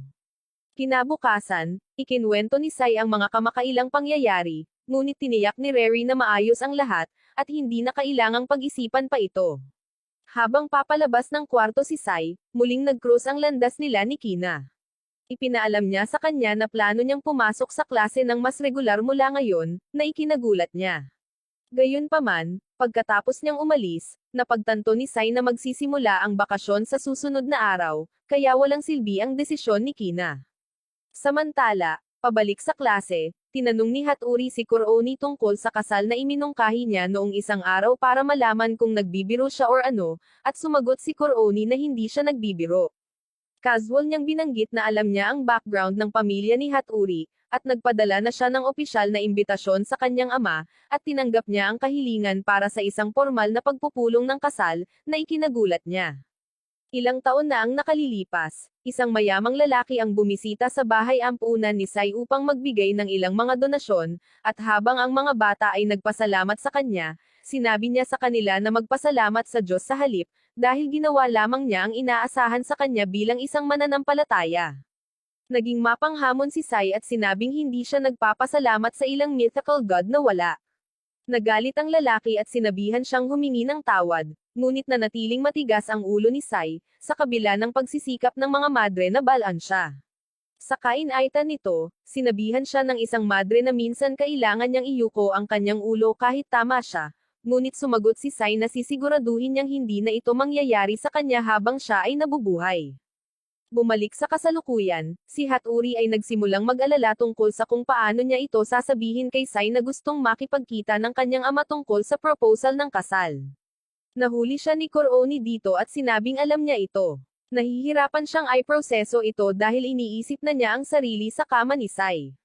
Gayunpaman, itinanggi ito ni Hatori, at sinabing ang kasal ay isang kaayusan lamang sa politika, ngunit sinabi sa kanya ni Kuroni na itigil ang kalokohan dahil kung iyon lang, magiging madali ito para sa kanya. Sinabi ni Hatori na pupunta siya at sabihin ito sa kanya, ngunit nang makarating sila sa kanyang lugar, siya ay nahihiya. Gayunpaman, nagawa niyang sabihin sa kanya na sumama sa kanya upang makita ang kanyang ama para sa ilang political talks, ngunit hindi niya hayagang sinasabi sa kanya na malapit na nilang itali siya sa isang kasal na walang mga panghalip na sumusunod doon. Habang naglalakad si Sai sa loob ng paaralan, narinig niya ang blonde na lalaki at ang principal na nag-uusap tungkol sa kamakailang pangyayari sa mga halimaw. Binanggit ng blonde na lalaki na nagkaroon kamakailan ng pagtaas sa kanilang aktibidad mula nang magising ang Demon King. Habang nakatingin kay Sai habang papalayo siya, nakuha ni Sai ang pahiwatig na siya ang tinutukoy niya bilang dahilan. Kaya, hinarap niya siya. Ngunit tinanong siya ng lalaki kung hindi pa niya napapansin ang kanyang responsibilidad. Pagkatapos, tumungo sila sa Hatchery's hometown, at pagdating nila doon, bigla silang inatake ng isang babae, ngunit mabilis itong pinigilan ni Hatori. Ito pala ay kapatid ni Hatori, si Yoko, at sinusubukan lang niya ang kanilang reflexive skills. Nang makita siya, naalala agad ni Meiwa na ito ang babaeng kumis sa kanya. Habang papunta sila sa ama ni Hatori, sinabi ni Yoko kay Meiwa na kamoy ng magic beast si Sai. Ibinunyag niya na sensitibo siya sa ganoon dahil nakagat siya ng magic beast noong bata pa siya, at umaagos sa katawan niya ang ilang mana beast. Nang makilala ang ama ni Hatori, tinanong niya si Sai ng ilang mga tanong na may kinalaman sa kasal, ngunit hindi nakuha ni Sai ang anumang palatandaan at ignorante niyang binigay ang kanyang salita na protektahan si Hatori hanggat nabubuhay siya, na nagpapasaya sa ama. Kaya't tinawag niya ang isang piging, at habang nagpipiestahan ang lahat, nagtataka si Sai kung bakit sila excited dito. Kalaunan ng gabing iyon, habang naghahanda siyang matulog, binisita siya ni Hatori, handang sumama sa kanya pagkatapos ng maraming naunang pagmumuni-muni. Gayunpaman, pinigilan niya siya bago niya mailabas ang kanyang mga asset at tinanong kung ginagawa niya ito dahil sa kanyang pamilya. Pagkatapos ay binanggit niya ang patuloy na pag-uusap sa kasal, humihingi ng paumanhin sa hindi pagsabi sa kanya ng mas maaga. Gayunpaman, iniisip ng bidang ito na tumanggi siyang sabihin sa kanya dahil ayaw niyang pakasalan siya. Sa sandaling iyon nalaman niyang kasama niya ang pinakamay mahinang utak na lalaki sa buong sibilisasyon ng tao. Umiiyak siyang umalis, sinabihan si Sai na kalimutan ang lahat ng nangyari noong gabing iyon, na nagpaisip kay Sai kung ano ang ginawa niyang mali. Pagkatapos, biglang sumulpat ang ilang mga assassin sa village out of nowhere, nagbabalak na paalisin siya dahil pinaiyak niya ang kanilang prinsesa. Agad siyang tumakbo para sa kanyang buhay, at hinabol siya ng mga ito, ngunit naligtas siya nang biglang pumasok sa isang bitag ang mga humahabol sa kanya. Nagulat siya at napagtanto niya na iniligtas siya ni Tiroya. Sinabi niya sa kanya na sumama sa kanya upang magkaroon ng kasiyahan sa kanyang buhay, ngunit tumugon si Sai na hindi siya mahilig sa mga maikling babae, na nagpapainis sa kanya. Siya ay nagbanta na ipapadala siya sa ibang mundo sa halip, ngunit hindi binubuksan ni Sai ang kanyang pantalon kahit nasa punto ng kutsilyo. Sinabi ni Tiroya na gusto niyang makita kung paano niya pipigilan si Kina na matapos, na ikinagulat niya. Samantala, hinihintay ni Kina si Sai habang ipinagdiriwang niya ang kanyang kaarawan. Gayunpaman, siya ay pinapanood ng ilang kay-takot-takot na lalaki sa misyon na tapusin siya. Ibinunyag ni Tiroya na ang mga assassin ay ipinadala ng kanyang ama, ang arsobispo. Sinabi pa niya na ang kanyang pamilya ang may pananagutan sa pag-aalis ng sinumang itinuturing ng Soorya na mapanganib, at sa ilang kadahilanan, ang target nila sa pagkakataong ito ay si Kina. Nagalit si Sai at agad na nagpakawala ng lakas na nakakatakot kay Tiroya.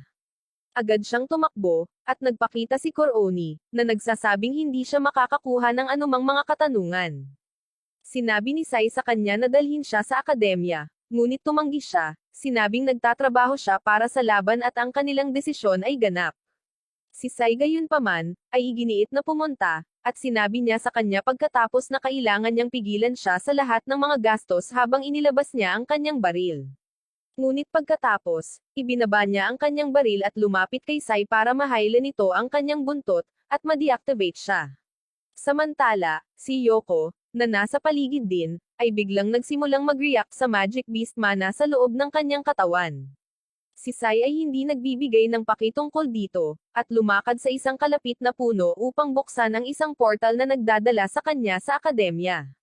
Sa akademya, ang mga kilabot ay nasa bingit ng pagpaslang kay Kina, ngunit sa sandaling iyon, ang blonde na lalaki ay biglang nagpakita at nagsimulang umatake hanggang sa tapusin niya ang lahat ng ito, na iniligtas si Kina at siya pala si Yamato Boichiro. Pagkatapos, sinabi niya kay Kina na lagi siyang naghihintay sa kanya, na sinasabing ibinigay niya sa kanya ang hairpin.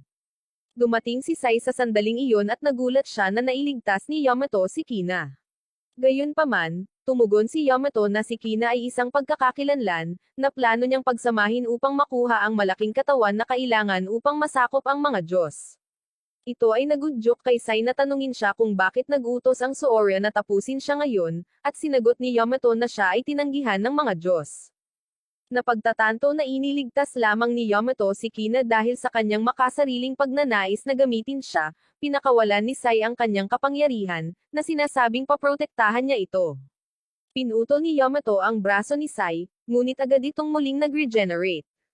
Nang tangkain niyang atakihin siyang muli, biglang nagpakita si Ito na may kasamang mga mahiwagang hayop, na nagsasabi na nakahanap siya ng paraan upang pasunurin niya ang mga magic beast para magamit sila ni Sai. Agad namang pumayag si Sai na gamitin ang mga ito, at tinanong siya ni Yamato kung gusto ba talaga niyang gamitin ang mga isinumpang kapangyarihang ito.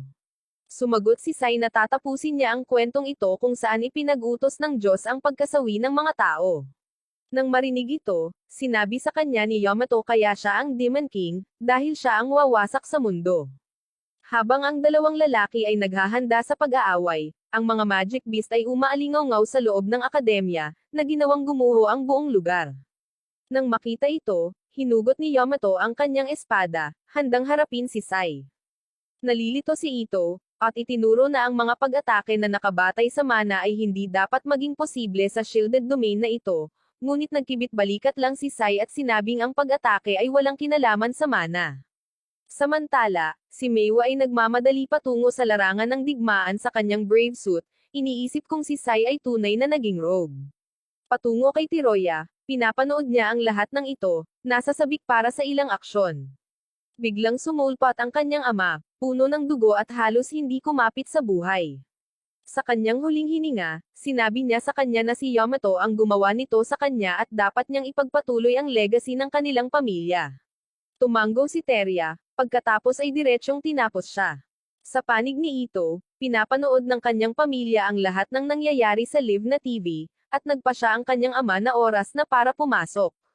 Kahit na ang kanilang angkan ay hindi eksaktong magkasundo kay Tiroya, iginiit niya na kailangan nilang magtulungan laban sa mas malaking kasamaan.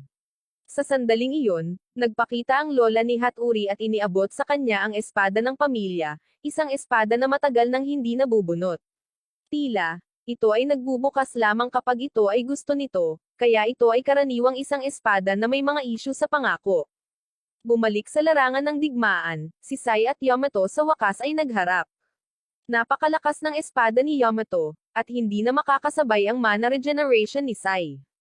Nang malapit nang maabot ni Yamato ang pangwakas na atake, si Ito ay pumasok, inagaw si Sai, at tumakas sa pamamagitan ng pag-sprint sa ibabaw ng isang magic beast. Samantala, ang ninja corps ni Tiroya at Hatori ay nagsimulang magtipon at nagplano ng kanilang susunod na hakbang. Si Tiroya, na ngayon ang namamahala, ay nagpa siya na ipadala si Hatori at ang kanyang kapatid na babae sa isang misyon ng pagpapakasawi upang makuha ang talim ng pamilya. Nag-alinlangan si Hatori, ngunit walang pakialam si Tiroya. Gusto lang niya ang espada para sa kanyang kakaibang dahilan. Habang naghahanda sila para sa tila tiyak na kapahamakan, dumating si Brave at nakitang nahihirapan si Yoko. Napansin niya ang mga kakaibang marka sa kanyang leeg, mga palatandaan ng isang mana magic beast, at sa halip na tugunan ng mas malaking larawan, nagagalit si Brave kay Sai sa pag-iwan ng babaeng tulad nito. Tumungo kay Sai, tumungo sila sa dragon para humingi ng tulong. Narating nila ang punong guro sa bakana ng Dragon's Den, at humakbang siya para pigilan si Yamato habang sina Sai at Ito ay nagpapatuloy sa loob. Habang nasa daan, nakasalubong nila si Reri, na nagsimula sa kanyang karaniwang walang tigil na Saturday, ngunit dumaan sila at sa wakas ay nakarating sa kanilang destinasyon. Muling nagkita sina Sai at ang dragon, at sinabi sa kanya ng dragon na oras na para ilabas ang kanyang buong potensyal. Ipinahayag ni Sai na sisirain niya ang Diyos, na ikinatuwa ni Ito sa kanyang kapangahasan. Tumungo sa likod ng dragon, lumipad sila sa kalangitan, dumiretso kay Yamato. Gayunpaman, handa si Yamato tulad ng paghahanda niya sa pag-atake ngunit hinarang siya ng punong guro. Samantala sinubukan ni Hatori ang isang palihim na pag-atake, ngunit ang kanyang maalamat na espada ay tumangging humiwalay. Inis ngunit hindi napigilan, tumalon siya sa dragon, para lang saluhin siya ni Sai na parang isang prinsesa at bamulong na gusto niyang magkaroon sila ng sesyon pagkatapos ng gulo na ito.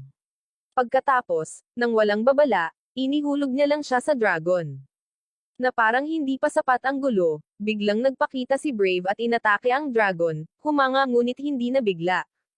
Hinarap siya ni Sai sa isang aerial battle, na nagsasabi tungkol sa kung paano niya sisirain ang mismong pilosopiya ng Diyos. Si Brave, as always, ay hindi ito nagets at patuloy lang sa pag-indayog dahil gusto niyang maging bida sa kwento. Samantala, sina Hatori at Yoko ay nagtatanggal ng mga magic beast. Si Tiroya, mula sa kanyang command center, ay sumusunod sa payo ng isang makulimlim na lalaki na nakasalamin. Ang lalaking ito, malinaw na nag-iimbak, ay nagpadala ng isang assassin pagkatapos ni Haturi at Yoko upang matiyak na mananatili sa kapangyarihan si Tiroya. Bumalik sa langit, nag-all out si Sai para tapusin si Brave nang, nagulat, naglabas si Brave ng bagong suit na lumalaban sa mga pag-atake ng mana at nakakaubos pa ng mana ng iba. Sa sandaling iyon, ang isang napakalaking airship ay dirdiretso na ngayon patungo kay Sai, na ipinadala ng pamahalaan upang burahin ang lahat ng bagay sa landas nito. Sa buong kapangyarihan ng dragon, humarap si Sai sa airship sa isang walang humpay na labanan. Sa lupa, sa wakas ay ibinunyag ng punong guro ang kanyang malaking sikreto. Isa siya sa mga mandirigma na tumalo sa huling Demon King kasama si Yamato, at ngayon alam na niya ang tunay na ambisyon ni Yamato, ang maging susunod na Demon King mismo. Habang nagsasagupaan ang dalawa sa ibaba, ang labanan sa langit ay umabot sa kasukdulan. Nagawa ni Sai na ibaba ang airship, ngunit sa isang gastos. Ang kanyang reputasyon, na nasa shambles ay lalo pang lumubog. Si Brave na nag-aalala tungkol sa kapalaran ni Sai, ay nanunood habang si Kina ay biglang nagsimulang magsabi tungkol sa digmaan at genocide. Sinisikap siya ni Ito na pigilan ito, ngunit iginiit ni Kina na baka ang pagpapasabog ng lahat ay ang tanging paraan upang magkaroon ng kapayapaan. Sa susunod na mga taon, lumalabas na si Yamato ay talagang isang manlalakbay ng oras, nahibang sa isang may sapat na gulang na blonde na bersyon ni Kina. Ngunit napunta sa timog ang mga bagay nang siya ay naging isang singularidad para sa screen ng Demon King. Determinado siyang kunin ito, sinimulan niya itong habulin sa paglipas ng panahon na parang stalker na may sakit sa kaisipan. Bamantong hininga siya sa principal, sinasabing siya ay nagdusa ng walang katapusan, ngunit sa pagkakataong ito hindi siya madadaig. Ang principal na tila hindi na makatayo, ay wala ng lakas para harapin siya. Nang malapit na siyang tapusin ni Yamato, sinira ni Brave ang eksena, na parang siya ang pangunahing karakter. Sinusubukan niyang makipaglaban, para lang mag-freeze dahil sa isang plot twist. Si Yamato ang mismong lalaki na gumawa ng kanyang suit. Sa halip na kamao ang gamitin, lumipat si Brave sa Tokno Jutsu mode at kahit papaano ay nakumbinsi si Yamato na dalhin siya sa loob ng lumang kuweba ng dragon sa hindi malamang dahilan. Samantala, naririto pa rin si Haturi na nakikipaglaban sa mga magic beast habang si Yoko ay halos hindi na nakatiis sa buhay. Sa ibang lugar, si Reri ay naghahadyas ng mga kamay laban sa buong bloodline ni Tiroya habang hinahanap nila ang labi ni Sai. Upang pukawin ang kaguluhan, matapang niyang inakusahan si Tiroya na tinapos ang kanyang sariling ama, na nagdulot ng kaguluhan sa kanyang hanay. Pagkatapos solong nakipaglaban sa ilang mga kaaway, si Tiroya mismo ang humarap sa kanya, na sinabi ito bilang pekeng balita. Tinipon niya ang kanyang pulutong at pinalibutan si Reri, sinusubukang tapusin siya kaagad. Sa panig ni Ito, naglalaro siya ng bodyguard para kay Kina at ang Magic Beast Control Device, ngunit nagsisimula siyang maghinala ng isang taksil sa kanilang panig. Ito pala ay ang stretchy rubber dude mula sa dati, ang parehong isa na sinubukang tapusin si Haturi. Ibinato ni Ito ang lahat sa kanya, ngunit lahat ng iyon ay tinakpen niya na parang iba ang pagkakagawa niya. Sa sandaling ang mga bagay ay mukhang malungkot para sa parehong Reri at Ito, ang Student Council sa wakas ay pumasok at iniligtas sila. Hinaharangan ng katawan ng Vice-Presidente ang mga pag-atake ng goma, habang ang iba ay humahampas ng mga kumpay sa mga kaaway sa paligid ni Reri, na pinapantayan ang larangan ng labanan. Pagkatapos, pumasok si Yamato sa lugar ni Ito. Nakikita niya ito bilang ang taong nagtaksil sa kanyang kapatid, pero ang nakikita niya lang ay si Kina. Sinusubukan niyang bigyang katwiran ang kanyang sarili, ngunit biglang nagpalit ng personalidad si Kina, nagsasalita sa isang mature, hindi makamundong boses. Tinawag niya ang pagiging makasarili ni Yamato, na sinasabi na kung bakit hindi siya magtatagumpay. Tinanggihan ni Yamato ang kanyang karunungan at sa halip ay dinukot siya. Sinubukan siyang pigilan ni Ito, na pinalakas ng parehong paghihiganti at tungkulin, ngunit sinaktan siya ni Yamato ng brutal na katotohanan, na sinasabing hindi siya kailanman makakagawa ng pagbabago sa parehong malaking puso at sa malalaking asset na iyon. Pagkatapos ay umalis siya kasama si Kina. Samantala, Nakawala ang Rob Berman sa bitag ng Bise-Presidente at muling nag-rampage, na napilitang tumakas si Ito patungo sa lab sa huling pagsisikap. Bumalik sa panig ni Rary, pinalaki ni Tiroya ang mga bagay sa pamamagitan ng pagtawag kay Haturi, na pinipilit siyang lumaban kay Rary.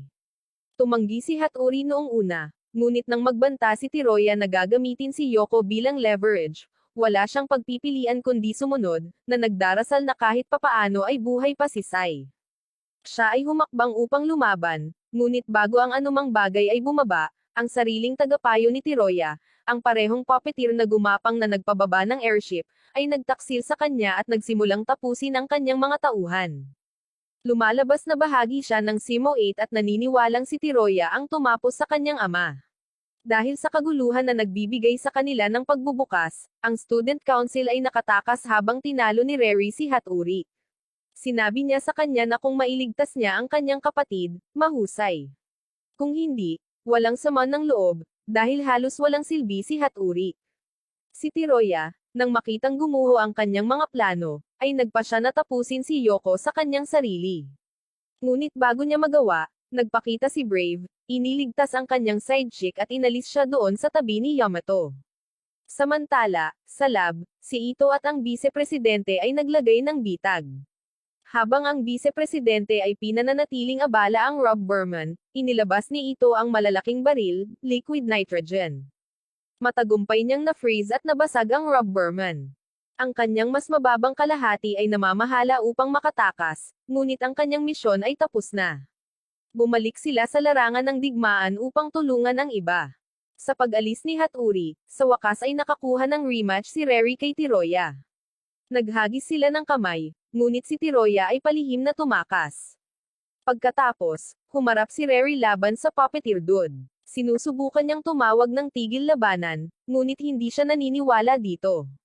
Nag-away sila, at sinimulan niya itong itulak pabalik hanggang sa dumating si Ito bilang kanyang backup. Nakipagtulungan ang dalawa at pinawi siya, ngunit napagtanto nila na ang katawan ay isa lamang papel. Ang tunay ay nabubuhay at tumakas, umaasang hindi na muling mag-cross ang landas nila ni Rary. Nang sa tingin ng lahat ay tapos na ang kaguluhan, literal na bumangon si Sai mula sa pagkawasak ng airship, pinakita pareho ang kanyang nakakabaliw na kapangyarihan at ang kanyang six-pack abs. Huminto ang buong larangan ng digmaan upang masaksihan ang kanyang pagbabalik mula sa mga sawi. Sa muling pagsasama sa kanyang mga kaalyado, kinumpirma niyang wala na si Kina. Nang walang pag-aaksaya ng oras, sumakay siya sa dragon at nagtungo upang tapusin ito minsan at para sa lahat.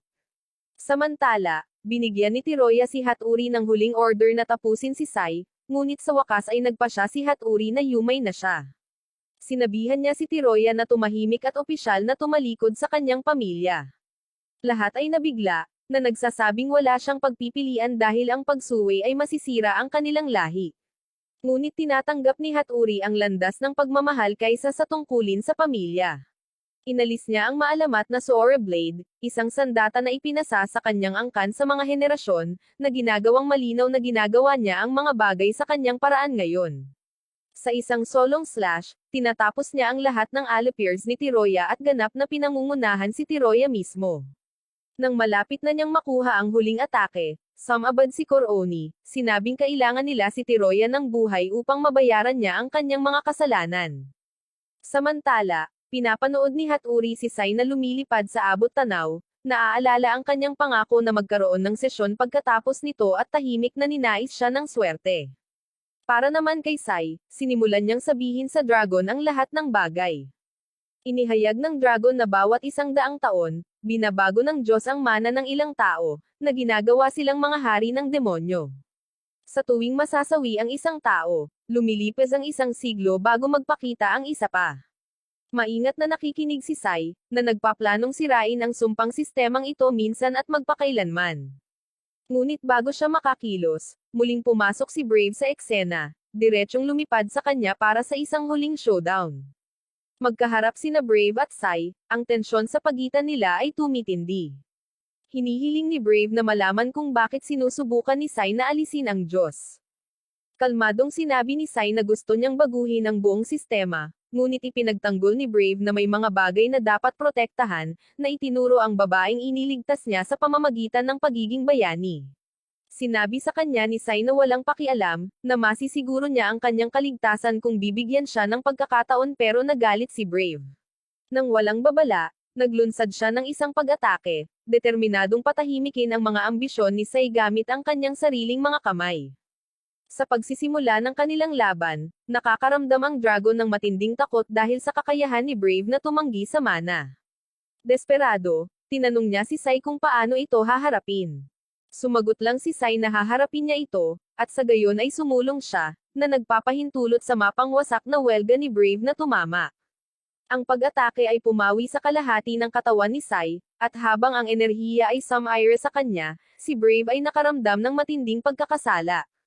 Dahil babagsak ito sa lupa, nagpupumilit si Brave na iligtas sila, ngunit walang kapangyarihan ang kanyang suit para hilahin silang dalawa at pumapasok ito sa emergency survival mode. Sa sandaling iyon, mabilis na gumaling ang katawan ni Sai, at nasalo niya silang dalawa, ligtas na lumapag. Sa pagtingin kay Brave, tiniyak niya sa kanya na magiging maayos ang lahat habang inaabot niya ang maskara ni Brave. Binasag niya ito, inihayag si Meiwa sa ilalim ng maskara. Nagmamasid mula sa malayo, si Yoko ay sumugod sa kanila at nakita ang nakalabas na mukha ni Meiwa. Humingi siya ng paumanhin sa panluloko sa kanya, ngunit pinatawad siya nito, niyakap siya ng mahigpit. Si Sai, gayunpaman, ay walang oras na dapat sayangin. Ipinagpatuloy niya ang kanyang misyon, ngunit bago siya umalis, pinangunahan siya ni Meiwa upang pagalingin ang reaksyon ni Yoko sa mga magic beast. Tinanggihan ni Sai ang kahilingan at sinabi na kapag nabura niya ang Diyos, magbabago ang lahat. Pagkatapos ay inihayag niya na plano niyang gawin ang dragon na humalili sa Diyos at muling hubugin ang sistema. Itinuro ni Meiwa ang kabalintunaan na ang mga aksyon ni Sai ay magpapakita sa kanya na parang sinusubukan niyang sakupin ang mundo, ngunit hindi binibigyang pansin ni Sai ang iniisip ng mga tao. Samantala, dinala ni Yamato si Kina sa isang pasilidad na bahay sa control center ng Diyos, na inaalis ang lahat sa kanyang landas. Sinabi niya kay Kina ang tungkol sa kanyang plano na palitan ang Diyos at gawing muli ang sistema. Gayunpaman, si Kina, ang kanyang katawan na nag-host ng isa pang entity, ay nagbabala sa kanya na ang kanyang mga pagsisikap ay walang saysay. Iginiit niya na siya ang pagkakakilanlan at ang pagsasama sa Demon King ang kanyang kapalaran. Tumanggi si Yamato na tanggapin ito, sa kabila ng paulit-ulit na pagkabigo. Hindi pinapansin ang kanyang mga salita, hinawakan niya ang kanyang kamay at ipinagtapat ang kanyang pagmamahal.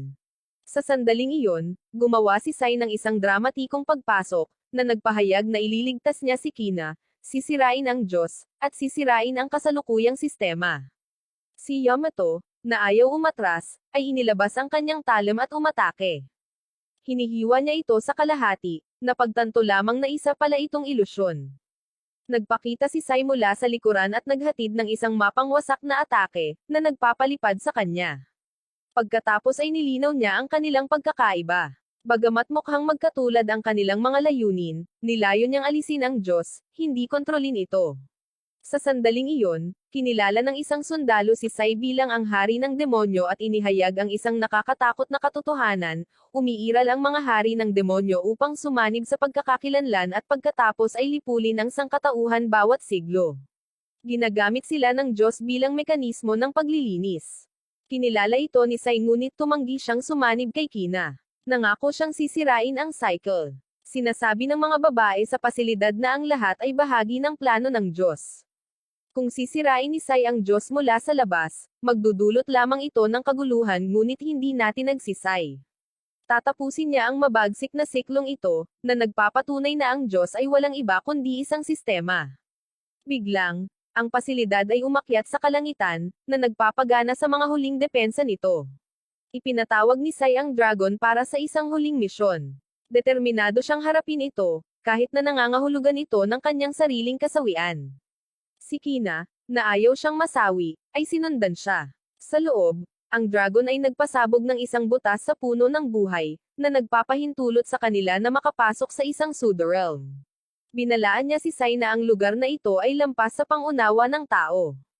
Isang alo ng mga archer ang biglang umatake sa kanila, ngunit ang dragon ay tumungo pasulong, hindi na apektuhan, na umabot sa core. Siya ay naglalabas ng mga wires mula sa kanyang katawan upang sumipsip ng Diyos. Gayunpaman, kung maputol kahit isang wire, mabibigo ang proseso. Habang naghahanda ulit ang mga archer ng kanilang pag-atake, nilalabanan sila ni Sai upang protektahan ang dragon pero nagpupumiglas siya. Nang makita ito, gumawa ang dragon ng isang marahas na desisyon. Inilabas niya ang lahat ng hindi pa nagamit na mana ni Sai para palakasin siya. Ang power surge ay nagbibigay ng lakas kay Sai, na nagtatapos sa mga puwersa ng kaaway. Gayunpaman, kung paanong ang pagsipsip ay malapit ng matapos, ang pangwakas na pagtatanggol ng Diyos ay isinaaktibo, isang multi-dimensional na butas na nagbabantang ubusin sila. Napagtanto ni Sai na sa pamamagitan ng pagpapakawala ng lahat ng kanyang kapangyarihan, maaari niyang sirain ang buong Diyos at ang Pseudo-realm. Ngunit nag-aalangan siya, nagdududa sa sarili. Pagkatapos, nagpa siya upang makita ito, naghahanda siyang ilabas ang lahat. Sumabad si Kina, nakikiusap sa dragon at upang matiyak ang kaligtasan ni Sai. Nangako ang dragon na protektahan siya, kahit na nangangahulugan ito ng kanyang sariling kasawian. Nag-iiwan ng ngipin bilang isang alaala, masakit na isinakripisyo ng dragon ang kanyang sarili, na humahantong sa isang nakakabulag na pagsabog, na nagpawi sa pasilidad at sa Diyos mismo. Bilang resulta, pumasok si Kina sa isang misteryosong espiritual na kaharian kung saan nakilala niya ang isang alternatibong bersyon ng kanyang sarili. Ang isa pang sarili na ito ay nagpapakita na siya ang dahilan kung bakit si Kina ay tina-target sa lahat ng panahon. Napagtatanto na maaari nilang bigyan ng normal na buhay si Sai, pinagsama ng dalawa ang kanilang kalooban at kumilos. Habang ang alikabok ay naaalis, ang mundo ay nasasaksihan ang pagkawasak ng Diyos. Sa kabutihang palad, si Sai ay nagpakita na buhay at muling nakasama ang kanyang mga kaibigan. Kakaiba, ang mga alaala ng kanyang pagkakakilanlan na Demon King ay nabura sa isipan ng lahat maliban sa kanyang pinakamalapit na kakampi. Ito ay ginawa ni Kina, na nagbibigay kay Sai ng pagkakataong mamuhay bilang isang ordinaryong estudyante sa high school. Gayunpaman, ang kapayapaan ay tumatagal lamang ng ilang sandali, dahil ang itim na pato na ito ay muling kinikilala si Sai bilang ang Demon King, na minarkahan ang simula ng isa pang problema.